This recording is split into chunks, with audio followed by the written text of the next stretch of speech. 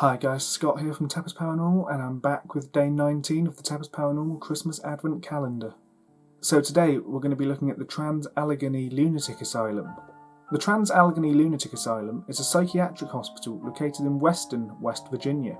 Construction on the property began in 1958 and was designed by Richard Snowden Andrews, with consultation from Thomas Story Kirkbride. The asylum was constructed in accordance with the Kirkbride plan, which we previously discussed in Day 1's video on the Danvers State Hospital. The asylum was known as Western State Hospital up until its closure, with the Trans-Allegheny name only being in place since the location became a tourist attraction. Construction of the property was initially conducted by prison labourers, before skilled stonesmen were brought in from Germany and Ireland. Construction on the site was interrupted by the American Civil War in 1861 and didn't continue until the following year. The first patients moved into the asylum in 1964, however construction of the site continued for many years. In 1871, the 200-foot clock tower central to the facility was completed, and in 1873, separate rooms for black inmates were added. Much like other hospitals of the time, the asylum was intended to be self-sufficient, with a farm, waterworks and cemetery all located on the ground, which totaled 666 acres in size. Originally, the asylum was intended to house 250 patients in solitude, but by 1880 housed 717.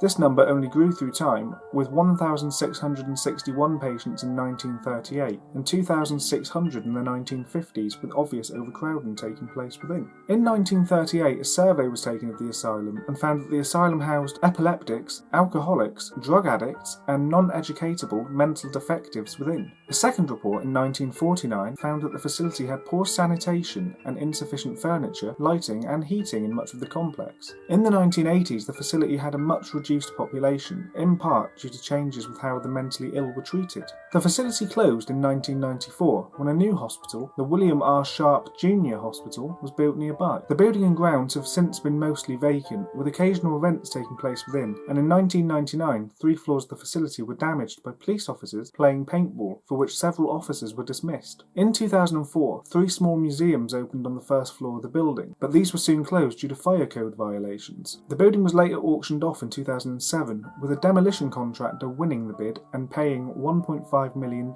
Today, the main building of the property has several rooms that serve as a museum, with paintings, poems and drawings by patients of the facility on display. Additionally, there's a room which shows different medical features and restraints from the past, such as straitjackets and a hydrotherapy tub. Several tours are held in the facility, with the shorter tour allowing visitors to see the first floor of the main building, while the longer tour allows visitors to see all 4 floors, apartments of the staff, the morgue and the operating room. The site also holds several paranormal tours, both taking place as the sun sets, with one lasting a few hours and the other lasting all night long. The facility is rumoured to be haunted, with one of the more common sightings at the asylum being that of Lily, one of the Civil War era patients of the facility. Lily, who some stories claim was born in the asylum, is said to have died of pneumonia at the age of 9, with witnesses claiming that you can see her spirit or hear her laugh and cry when entering the playroom of the facility. Other spirits at the hospital include a man named Jesse, who died of a heart attack in a bathtub, and a patient who was brutally murdered by his roommate. All of these spirits have been contacted or witnessed by investigators at the facility. The asylum has also been featured in a variety of paranormal shows, including Ghost Adventures, Paranormal Lockdown and Destination Fear. So, does this old asylum really contain the spirits of the mentally insane, and are the spirits recorded within really present? With the asylum running regular historic and paranormal tours within, with regular investigations also taking place, it's probable that evidence will one day be captured to prove so. But for now, I've been Scott from TEPIS Paranormal, and this has been day 19 of the TEPIS Paranormal Christmas Advent Calendar. I'll see you tomorrow.